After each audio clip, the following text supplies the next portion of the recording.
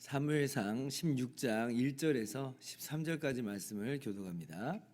여호와께서 사무엘에게 이르시되 내가 이미 사울을 버려 이스라엘 왕이 되지 못하게 하였거늘 내가 그를 위하여 언제까지 슬퍼하겠느냐. 너는 뿔에 기름을 채워 가지고 가라. 내가 너를 베들레헴 사람 이새에게로 보내리니 이는 내가 그의 아들 중에서 한 왕을 보았느니라 하시는지라. 사무엘이 이르되 내가 어찌 갈 수 있으리이까. 사울이 들으면 나를 죽으리이다 하니 여호와께서 이르시되 너는 암송아지를 끌고 가서 말하기를 내가 여호와께 제사를 드리러 왔다 하고 이새를 제사에 청하라. 내가 내게 행할 일을 가르치리니 내가 내게 알게 하는 자에게 나를 위하여 기름을 부을지니라. 사무엘이 여호와의 말씀대로 행하여 베들레헴에 이르매 성읍 장로들이 떨며 그를 영접하여 이르되 평강을 위하여 오시나이까. 이르되 평강을 위함이니이다. 내가 여호와께 제사하러 왔으니 스스로 성결하게 하고 와서 나와 함께 제사하자 하고 이새와 그의 아들들을 성결하게 하고 제사에 청하니라. 그들이 오매 사무엘이 엘리압을 보고 마음에 이르기를 여호와의 기름 부으실 자가 과연 주님 앞에 있도다 하였더니 여호와께서 사무엘에게 이르시되 그의 용모와 키를 보지 말라. 내가 이미 그를 버렸노라. 내가 보는 것은 사람과 같지 아니하니 사람은 외모를 보거니와 나 여호와는 중심을 보느니라 하시더라.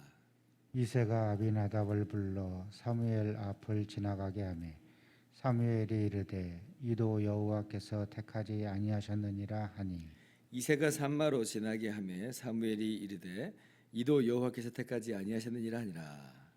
이새가 그의 아들 일곱을 다 사무엘 앞으로 지나가게 하나 사무엘이 이새에게 이르되 여호와께서 이들을 택하지 아니하셨느니라 하고 또 사무엘이 이새에게 이르되 내 아들들이 다 여기 있느냐. 이새가 이르되 아직 막내가 남았는데 그는 양을 지키나이다. 사무엘이 이새에게 이르되 그 사람을 보내어 그를 데려오라. 그가 여기 오기까지는 우리가 식사 자리에 앉지 아니하겠노라. 이에 사람을 보내어 그를 데려오매 그의 빛이 붉고 눈이 빼어나고 얼굴이 아름답더라. 여호와께서 이르시되 이가 그니 일어나 기름을 부으라 하시는지라. 같이요. 사무엘이 기름 뿔병을 가져다가 그의 형제 중에서 그에게 부었더니 이날 이후로 다윗이 여호와의 영에게 크게 감동되니라. 사무엘이 떠나서 라마로 가니라. 아멘. 할렐루야. 하나님의 크신 은혜와 평강이 오늘도 변함없이 여러분 가운데 가득 넘치기를 주님의 이름으로 축원합니다. 사울이요 그 백성들을 의식하고 눈치 보고 두려워해서 하나님 말씀에 불순종한 것이 사실이라고 한다면 여러분 이것이 이제 어떤 것을 의미하고 있냐면 사울은 백성들을 나의 왕으로 지금 섬기고 있다는 거예요. 사실 사울의 진정한 왕은 하나님이죠. 하나님을 위해서 하나님께서 세우신 거예요. 이를테면 하나님이 진짜 왕이고 사울은 대리왕이에요. 하나님이 대왕이라고 한다면 사울은 대왕에 의해서 세워진 분봉왕이다라고 우리가 표현을 해볼 수 있겠죠. 그래서 당연히 사울은 하나님을 왕으로 모시고 살아야 됩니다. 하나님의 말씀에 순종해야 되는 거예요. 그런데 백성을 두려워하고 백성 눈치를 보고 백성의 말에 하나님 말씀이 아니라 백성의 말에 귀를 기울여 버린다면 그거는 백성을 왕으로 세운 것이고 한마디로 말하면 그런 측면에서 하나님을 버리고 백성을 왕으로 세운 반역이요 그리고 우상 숭배다. 이제 이렇게 우리가 볼 수가 있는 거예요. 그래서 이제 사울이 자기를 왕으로 세운 진짜 참 하늘 대왕이신 하나님을 버렸기 때문에 그래서 하나님께서 그 사울을 폐위하십니다. 폐위하시죠. 그러니까 참 아이러니해요. 사울은 자신의 왕권을 더 공고하게 하려고 백성들의 말에 귀를 기울였는데 오히려 그것이 사울 자신의 왕위를 패하게 되는 이제 그러한 아이러니한 일이 되었습니다. 그래서 이제 하나님께서 사울을 패하시고 하나님을 위하여서 새로운 왕을 세우시는 거예요. 오늘 말씀이 바로 하나님께서 새로운 왕을 하나님을 위해서 세우시는 그 장면을 우리가 만나게 되는데요. 사무엘이 이제 하나님 말씀을 이제 듣죠. 내가 한 왕을 보았다. 한 왕을 보았다. 그래서 베들레헴 사람 이새에게로 가라는 거예요. 그래서 사무엘이 이제 하나님 말씀을 따라 이새의 집으로 이제 가는 겁니다. 그런데 사실 이것도 굉장히 참 사무엘 입장에서는 두려운 일이에요. 이 말씀을 순종한다는 게 굉장히 좀 두려운 일입니다. 왜냐하면 지금 하나님께로부터 폐위는 됐지만 외형적으로는 버젓이 왕위에 사울이 앉아 있잖아요. 사울하고 사무엘하고의 관계는 이미 틀어졌고 그리고 사울은 어떻게 보면 사무엘을 예의주시하면서 볼 수도 있겠습니다. 사무엘이 지금 무슨 꿍꿍이를 가지고 있는가? 아마 그런 생각들을 좀 할 수 있을 것 같아요. 그리고 사무엘 입장에서도 지금 사울이 버젓이 왕위에 있는데 근데 다른 사람을 기름을 부어서 왕으로 세운다라고 하는 게 이게 사실은 뭐 사울 입장에서 보면은 영모 아니겠습니까? 영모. 그러니까 이거는 뭐 사무엘 입장에서도 굉장히 두려운 그런 명령인데 그런데 역시 사무엘은 하나님 말씀을 듣잖아요. 하나님 말씀을 들어야지 우리가. 그러니까 사무엘은 두려움이 있을지라도 하나님의 말씀을 듣고 가는 거예요. 그래서 베들레헴에 와서 그래서 이세 아들들을 다 불러 모으는 겁니다. 그래서 이제 이세가 아들들을 다 사무엘 앞으로 한 명 한 명 지나가게 하죠. 처음에 이제 누가 딱 지나가게요? 이세의 큰 아들인 엘리압이 딱 지나가요. 근데 사무엘이 이전까지는 긴가민가 했을지도 모르겠어요. 여기에 무슨 이런 동네에 왕감이 있을까? 그래도 하나님이 있다고 하니까 뭐 있겠지만 하면서 보는데 엘리압을 딱 보는 순간 눈이 한번 번쩍 뜨여지는 것 같아요. 야, 진짜 왕감이 있네라고 생각을 하는 거예요. 용모와 키가 아마 좀 남다르지 않았나 싶습니다. 마치 사울 왕을 처음 만났을 때 그런 모습하고 좀 비견할 수 있을 것 같아요. 사울 왕도 키가 커가지고 다른 사람의 어깨 위에 머리 하나가 더 있다고 했잖아요. 굉장히 훤칠한 키를 용모를 가지고 있었는데 엘리압도 뭐 그에 못지않는 용모와 키에 있어서 아마 탁월한 모습을 성경에서 우리에게 알려주고 있죠. 그런데 하나님께서는 뭐라고 그러세요? 그 엘리압 사무엘은 야 엘리압을 보고 이 사람인가 보다라고 했는데 하나님께서는 아니라 그러죠. 7절 말씀 같이 한번 읽어봅시다. 시작. 여호와께서 사무엘에게 이르시되 그의 용모와 키를 보지 말라. 내가 이미 그를 버렸노라. 내가 보는 것은 사람과 같지 아니하니 사람은 외모를 보거니와 나 여호와는 중심을 보느니라 하시더라. 하나님은 아니라 하는 거 아니라. 사람은 외모를 보지만 하나님은 중심을 보신다라고 말씀하세요. 그러니까 엘리압은 아니에요. 그러니까 엘리압 말고 다른 아들들도 이제 한 명 한 명 둘째, 셋째 하고 쭉 가죠. 7명이 다 지나가는데 그런데 하나님께서 아무 말씀 없으세요. 사무엘도 분명히 있다고 했는데 엘리압도 아니라고 한다면 그럼 누구란 말이야? 라고 지금 생각을 이제 아마 했을 텐데 그래서 이제 사무엘이 물어보잖아요. 아들이 다 있냐? 다 있냐?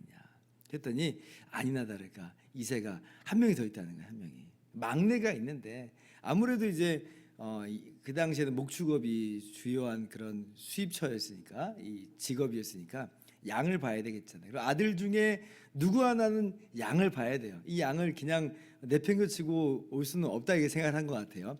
양을 봐야 되는데 그럼 누가 양을 봐야 되겠어요? 이세 입장에서는 모든 아들들이 다 귀하고 모든 아들들이 다 내 자식으로서 정말 너무나 사랑스럽지만 그래도 따져본다면 위에서부터 자르겠죠. 위에서부터 따져본다면. 그래서 막내야, 야 미안하다. 네가 양을 봐야 되겠다 하고 양을 보게끔 한 거예요. 그래서 그 막내가 하나 남았습니다 라고 지금 사무엘에게 이야기를 하는 거죠. 아무도 사실은 막내에 대해서 관심과 막내를 알아주지 않았어요. 이세조차도 아버지조차도 막내는 어쩔 수 없어 라고 지금 이야기하는 그런 형국이에요. 근데 하나님께서 사무엘을 통해서 말씀하시는 거잖아요. 그를 데리고 오라는 거예요. 데리고 오라. 그래서 다윗이 왔어요. 다윗이 딱 오는 순간 하나님께서 뭐라고 말씀하세요? 이가 크니, 이가 크니. 다윗이 바로 내가 본 왕이야 라고 하면서 일어나서 기름을 부어서 왕으로 삼으라 이렇게 하나님께서 말씀하세요. 그래서 사무엘이 이제 다윗에게 기름을 붓고 바로 이것이 다윗이 실제적으로 왕으로 세워지는 그런 장면입니다. 백성들이 기름을 부어서 왕으로 세우는 것은 이러한 하나님께서 왕을 세우신 것을 외형적으로 증명해주는, 표현해주는 그런 것이지, 진짜 왕으로는 다윗이 이 순간에 이스라엘의 왕으로 기름 부어진 거예요. 이스라엘 왕을 세워진 것이죠. 그래서 오늘 말씀을 통해서 우리가 참 귀한 교훈들을 발견할 수 있는데, 첫 번째는 뭐니 해도 하나님은 어떤 하나님인가 라고 할 때, 이 하나님은 외모를 보시지 않고 중심을 보시는 하나님이시다 라고 하는 것을 오늘 말씀 속에서 너무나도 분명하게 우리 가운데 알려주고 있습니다. 우리는 어때요? 우리는 외모를 봅니다. 우리는 외모가 중요해요. 우리 스스로에게도 외모가 중요해요. 내 외모가 별 볼 일 없다 생각하면 얼마나 우리가 위축이 되고 얼마나 우리가 우리 스스로를 낮추어 보고 보잘것없이 보는지 몰라요. 그런데 하나님께서는 아니라고 말씀하시죠. 외모를 보시지 않고 중심을 보신다 말씀하세요. 참 사무엘도 틀렸다는 게 너무나 흥미로워요. 사무엘 같은 신령한 선지자면 외모가 아무리 좋을지라도 아니야 라고 할 텐데, 사무엘조차도 용모와 키를 보면서 이렇게 흔들릴 정도라고 한다면 우리가 외모라고 하는 것에 얼마나 많이 좌우가 되는지, 나에 대해서도 좌우가 되고 다른 사람에 대해서도 그렇게 우리가 평가를 해버리고 마는데, 그러나 기억합시다. 하나님은 외모가 아니라 중심을 보신 하나님이다. 하나님 우리의 중심을 보십니다. 그러므로 우리가 우리의 중심을 하나님 보시기에 아름답게 빚어나가는 모습들이 필요하죠. 외모를 단장하는 것에도 우리가 엄청난 에너지를 쓰는데, 외모를 단장하는 것보다도 훨씬 더 우리가 큰 에너지를 기울여야 되는 건 뭐냐면 우리의 중심을, 우리의 속사람을 아름답게 단장하는 것이 우리의 올바른 모습이에요. 베드로전서 1장 17절을 말씀합니다. 외모로 보시지 않고 각 사람의 행위대로 심판하시는 이를 너희가 아버지라 부른즉 너희가 나그네로 있을 때를 두려움으로 지내라. 하나님 외모로 보시지 않고 우리 속을 다 들여다보시는 하나님이니까, 물론 그 하나님 앞에서 우리가 어떻게 의롭다고 스스로 설 수가 있겠어요. 오직 예수님 때문에 우리가 의롭다함을 인정받는 거예요. 바로 그 은혜 안에서 항상 우리의 속사람을 아름답게 빚어나가는 거죠. 이것이 첫 번째 교훈입니다. 두 번째 교훈은 하나님께서는 하나님의 사람이 어디에 있든지 어느 곳에 있든지 항상 보고 계시고 알고 계신다라고 하는 것이에요. 오늘 다윗이 홀로 들판에서 아버지의 양떼를 쳤습니다. 지금 사무엘이 모이는 자리엔 없었어요. 사무엘조차도 사실은 다윗을 알지를 못했죠. 그런데 하나님은 여전히 누구를 주목하고 계시고 누구를 보고 계시냐면 다윗을 보고 계세요. 다윗도 나도 사무엘 선지자가 있는 그 자리에 가고 싶었겠죠. 형들 다 가는데 왜 나만 이 양을 쳐야 되냐고 어떻게 보면 참 속상해할 수 있는 그런 상황이 있을 수 있잖아요. 그런데 너무나 그렇다고 속상할 필요는 없다는 거죠. 왜냐하면 하나님은 알고 계시고 하나님은 보고 계시니까 아무도 나를 알아주지 않아. 나는 그냥 홀로 이렇게 이 구석진 곳에 처박혀 있어 라고 우리는 생각을 하지만, 그러나 하나님께서 다윗을 항상 보고 계시는 것처럼 우리를 주목하고 계신다. 하나님이 다윗을 보시고 사무엘을 보내시잖아요. 그리고 그 자리에 다윗이 없을지라도 다윗을 불러오게끔 해서 그렇게라도 해서 기름을 부으시는 그 하나님의 모습 보면서 이 감격스러운 모습, 하나님 나를 아십니까? 하나님 대답이 뭐겠어요? 내가 너를 안다. 내가 너를 안다. 하나님께서 영원전에 창세전부터 하나님의 마음 가운데 우리를 예수 그리스도 안에서 품고 있었다는 것을 여러분이 믿으셨으면 좋겠어요. 에베소서 1장 11절 모든 일을 그의 뜻의 결정대로 일하시는 이의 계획을 따라 우리가 예정을 입어 그 안에서 기업이 되었으니, 예정을 입었다. 예정이 뭐냐면 시간과 공간이 창조되기 이전에 이미 하나님 마음 가운데 우리가 있다는 거예요. 이게 예정이에요. 이게 하나님의 계획이라는 뜻이에요. 우리가 그렇게 하나님의 마음속에 들어와 있는 존재예요. 하나님이 우리를 그렇게 아시고 있고 하나님은 그렇게 우리를 보고 계신다. 그러므로 세상이 나를 알아주지 않는다고 할지라도 실망하지 말고 낙심하지 말고 하나님이 나를 알고 계시니 보고 계시니 우리는 그것으로 만족하고 그것으로 기뻐하면서 살아가는 저와 여러분들 되기를 주님의 이름으로 축원합니다. 기도하겠습니다.